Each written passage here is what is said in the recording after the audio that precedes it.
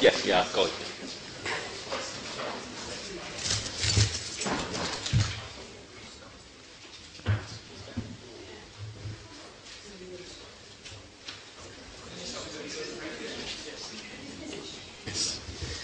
Toilet's just been absolutely mental. Which story? The one, is it near you in Humberside? Oh, East West Yorkshire. Yeah. Oh, it's mental. Yeah, there's a lot. Proper mental. Yeah, there's quite a few of them though, aren't there, really? Has he got any? No, he's the co-chair with me of the party group in Haemophilia. He's against it as well. Yeah, we're all against it. Don't stop in and say I'm all in for it.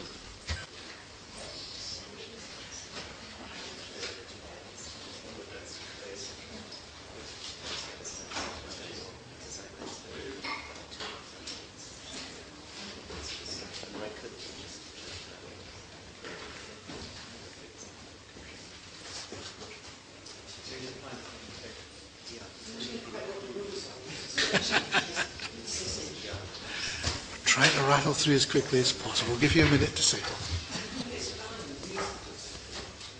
You okay? Okay, we move on to next, we move on to next debate. Diana Johnson on haemophilia care. Diana Johnson. Thank you, Mr. Weir, and I'm delighted to serve under you today in this debate.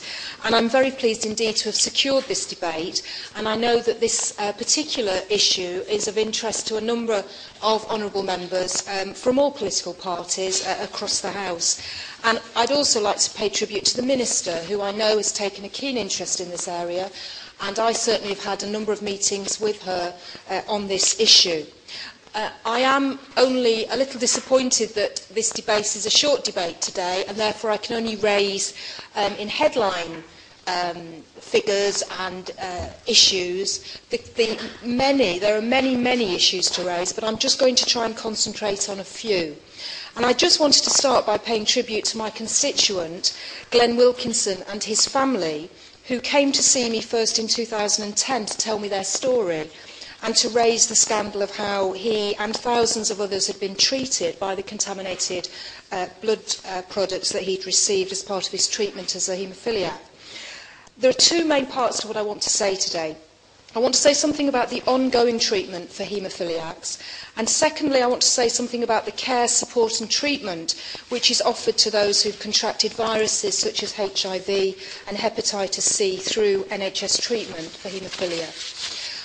I also want to pay tribute at the start to the work of the Haemophiliac Society and campaign groups such as Tainted Blood and Manor House over many years, and also the work of the Newcastle Initiative, which was born out of a multidisciplinary workshop on haemophilia care, which was held in Newcastle in the autumn of 2010. So turning first of all to treatment, Mr. Weir, I want to concentrate on the need to ensure that the care and treatment of people affected by bleeding disorders is addressed in the NHS reforms which are currently before Parliament. The haemophilia community has been the subject of what Lord Winston described in his evidence to the Archer inquiry as the worst treatment disaster in the NHS's history. There has been much progress in treatment for haemophilia over the past decade. However, like much else, this is now under threat from the Health and Social Care Bill, and I'll go on to explain why I think that.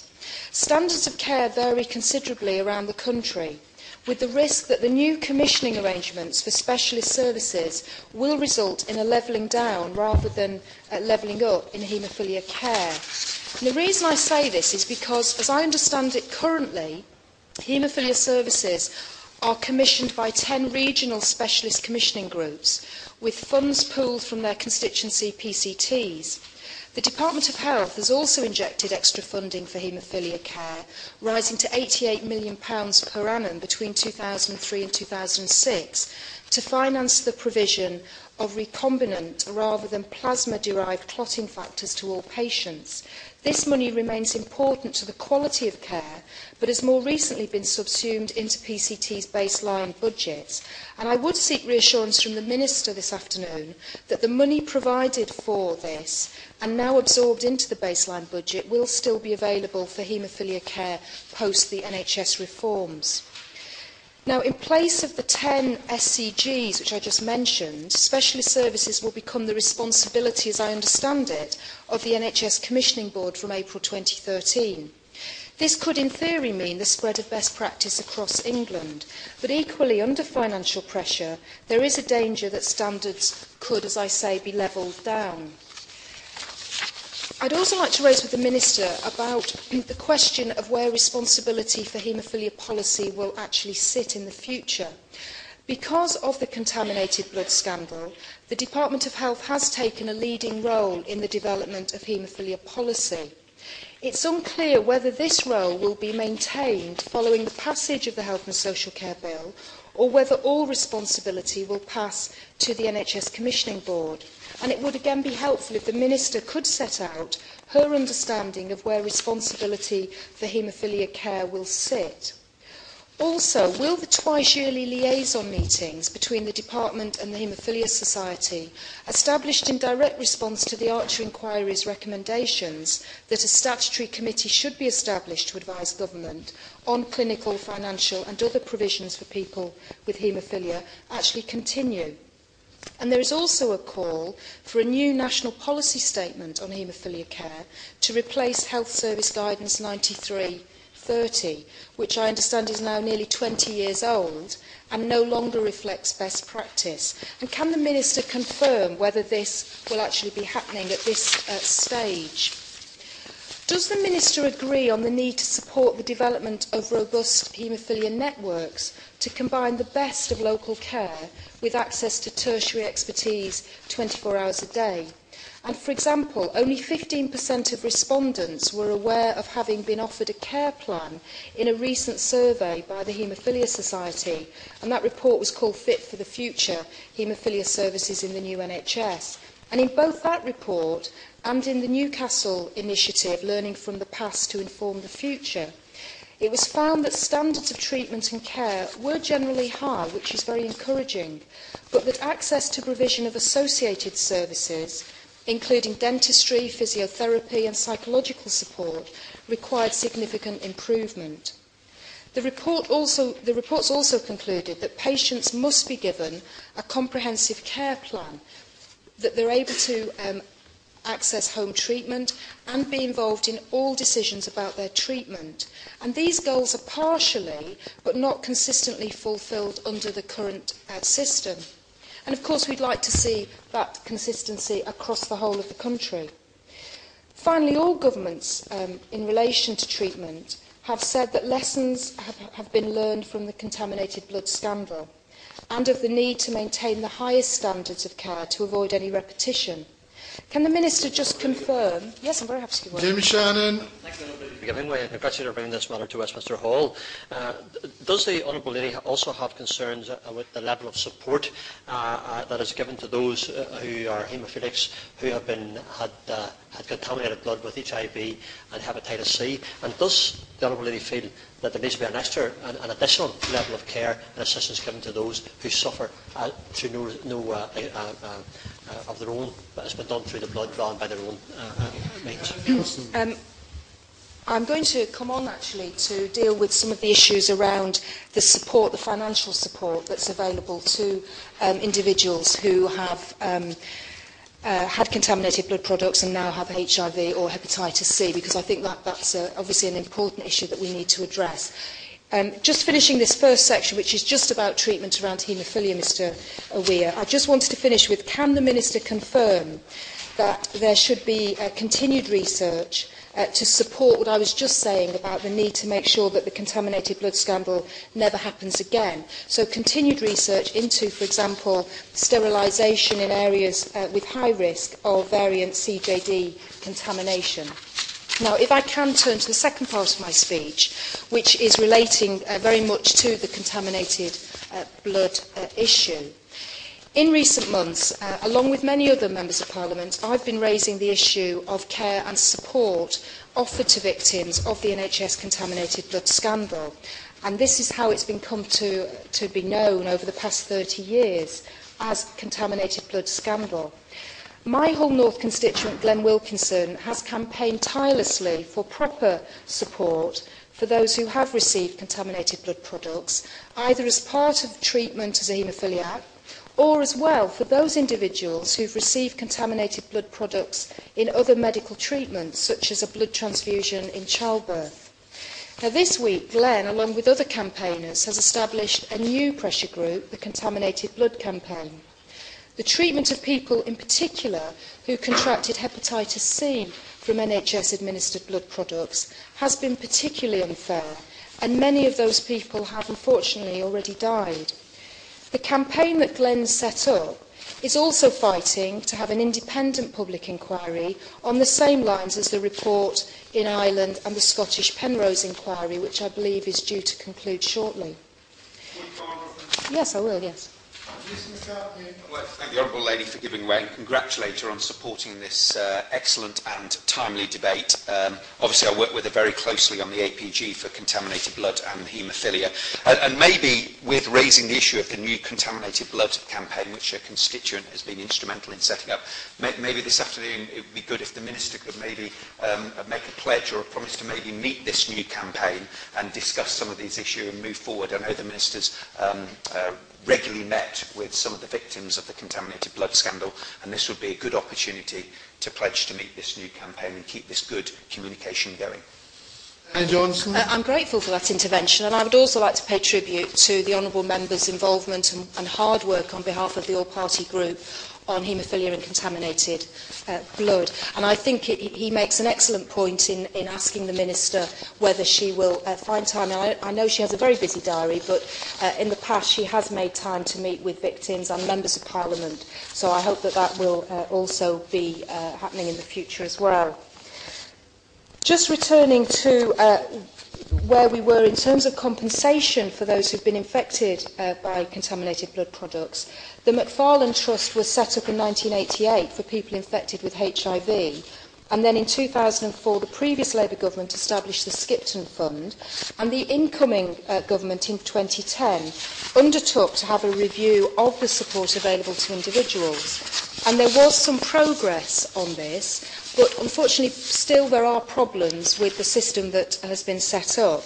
In particular, the issue that I'm very concerned about is the government have introduced now a two-stage payment for hepatitis C, but the criteria for determining the second stage is still fraught with difficulties for many individuals, and as I understand it, only about 20% of those people with hepatitis C are eligible for assistance under the second stage payment, and I think that still needs to be looked at.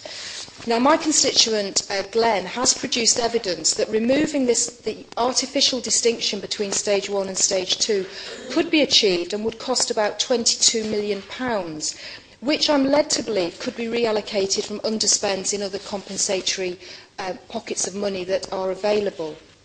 I just want to finally turn to welfare reform, because I think that this again is an issue for this group of people.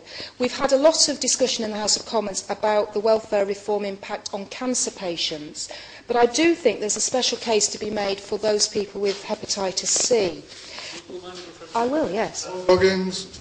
Again, I can join other honourable members in congratulating my honourable friend. She speaks powerfully for her constituent, but also for my constituents today, Fred Bates and Peter Mossman, and they'll be very grateful for that. Isn't the core theme of her speech, which she's made very powerfully this afternoon, one of trust? The trust of this community was shattered by their experience. This Minister is trying hard to restore that confidence, and that's important work she's doing, but isn't it the case that our constituents with haemophilia who have been infected with hepatitis C and other infections, that their needs should always now come first and not last as a result of the dreadful experience that they've had? Anne Johnson. Thank you, Mr. Weir, and I think my honourable friend makes a very powerful point there about trust and about the need for us all to work together now to make sure that this group do not suffer any further and get the compensation and support that they are clearly due. Just returning to the hepatitis C sufferers, I just want to concentrate on those for a minute, because I believe that they will be penalised unfairly because of the government's plans on the welfare reform bill.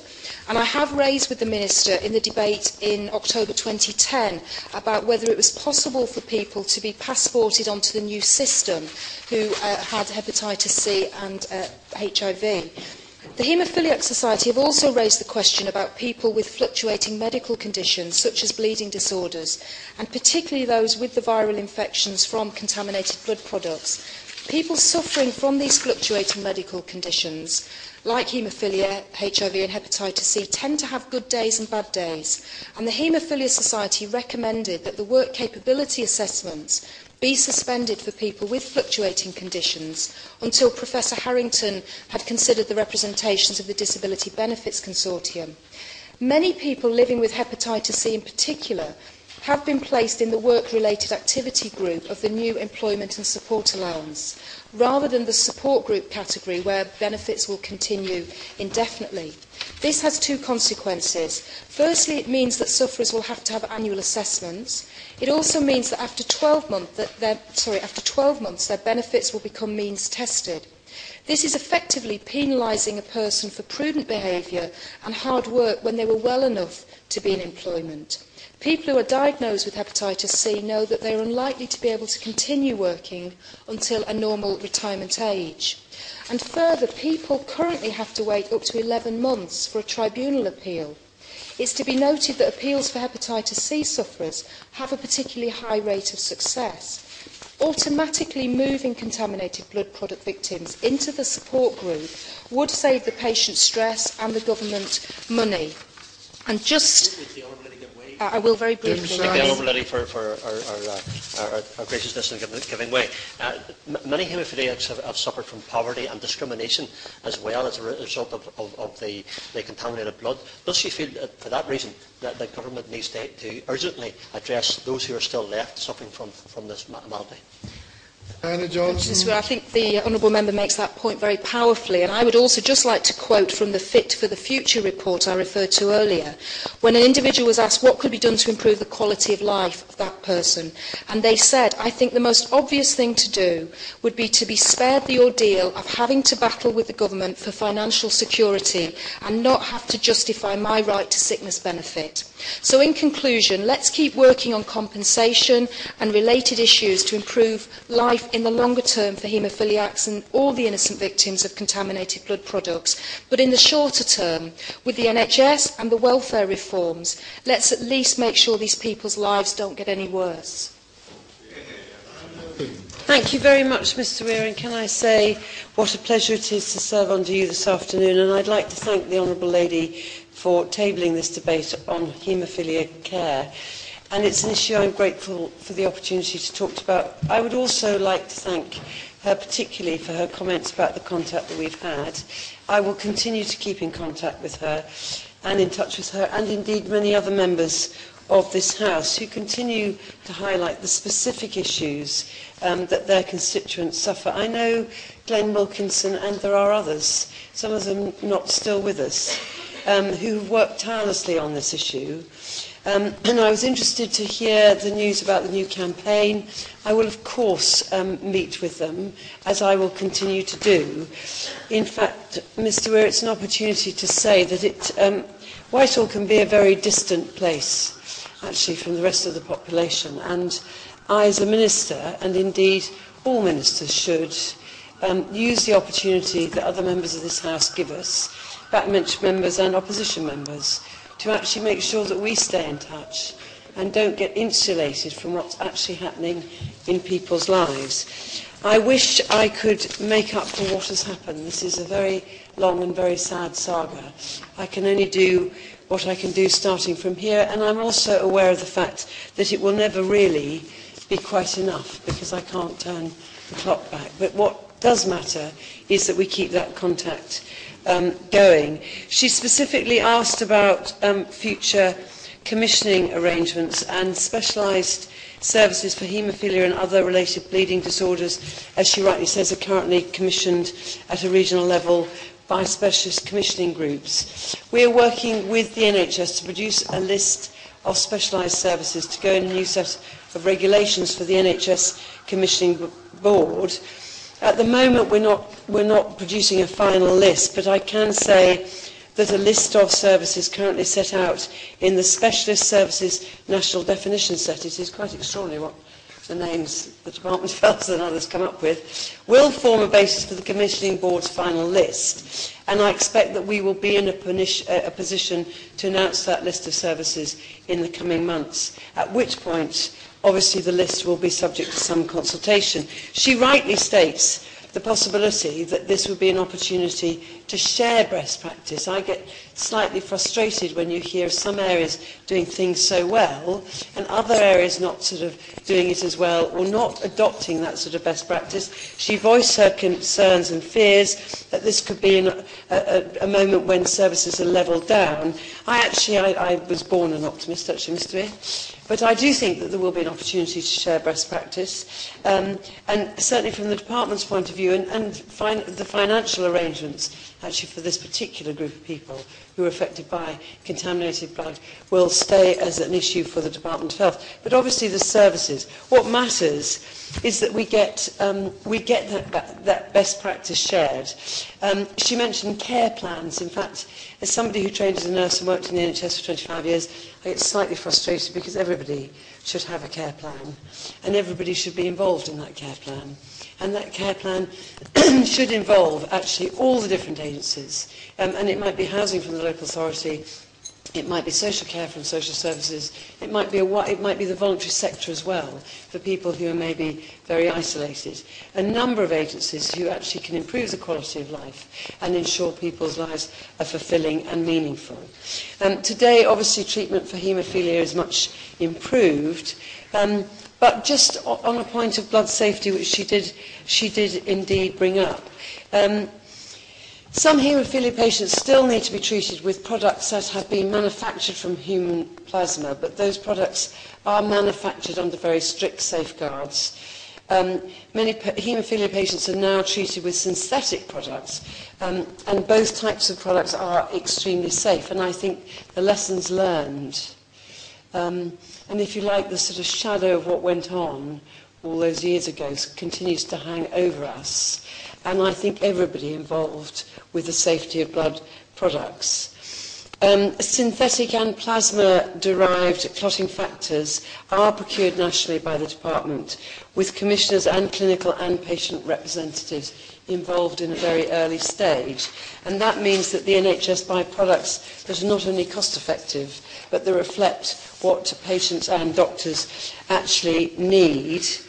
In turn, manufacturers and suppliers can better understand what matters to people who actually use those products, because at the end of the day, that is what should matter to us. To further improve patient involvement, the Department of Health has brought the Haemophilia Alliance into discussion on all the issues that affect haemophilia patients, and the Alliance, as she well knows, is made up of patients, clinicians and other professionals involved in haemophilia care, and I'm very grateful for those that give up the time to involve in that so positively.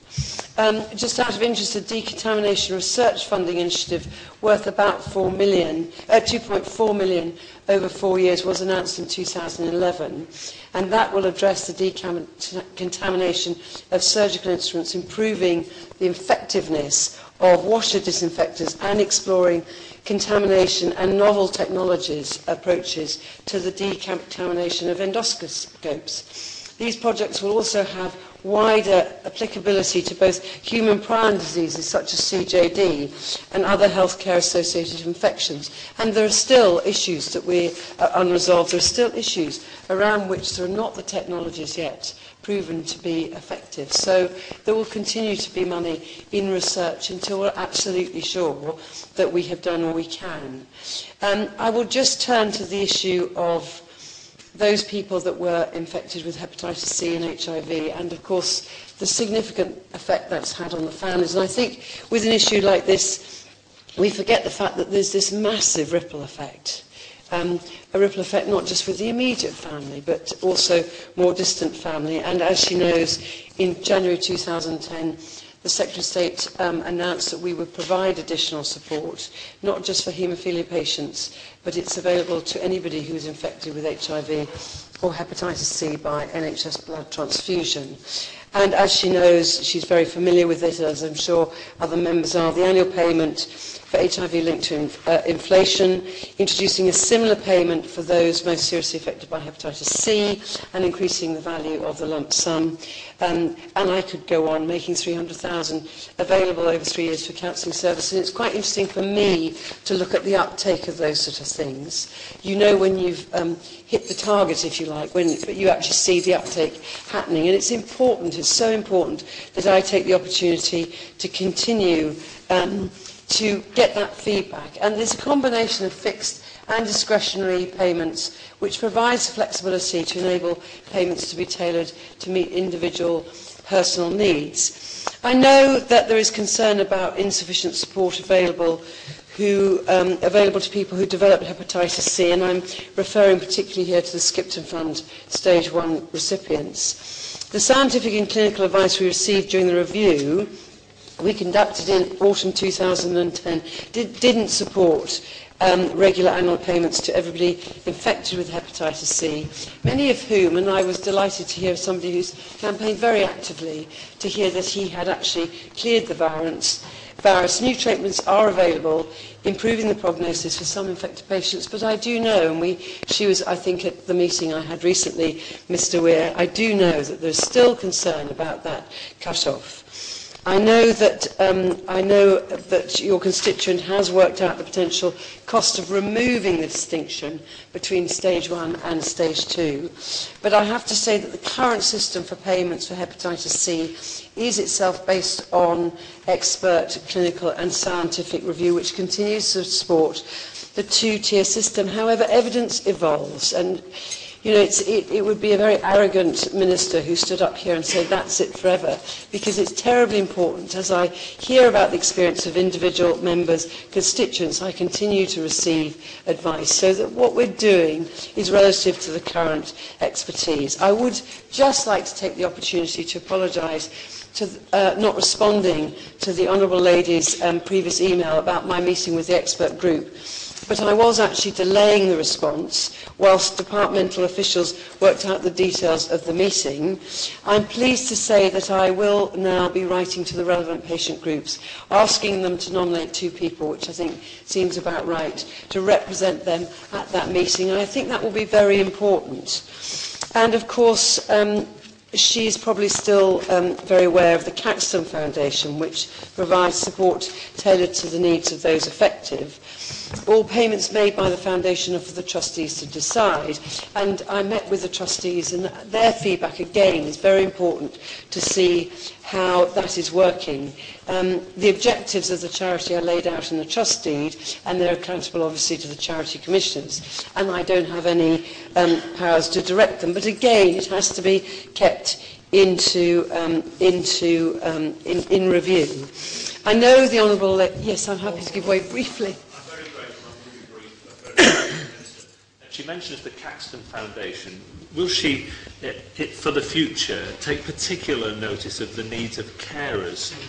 Because it's very important that that fund is in a position to support carers as well as those who are directly affected.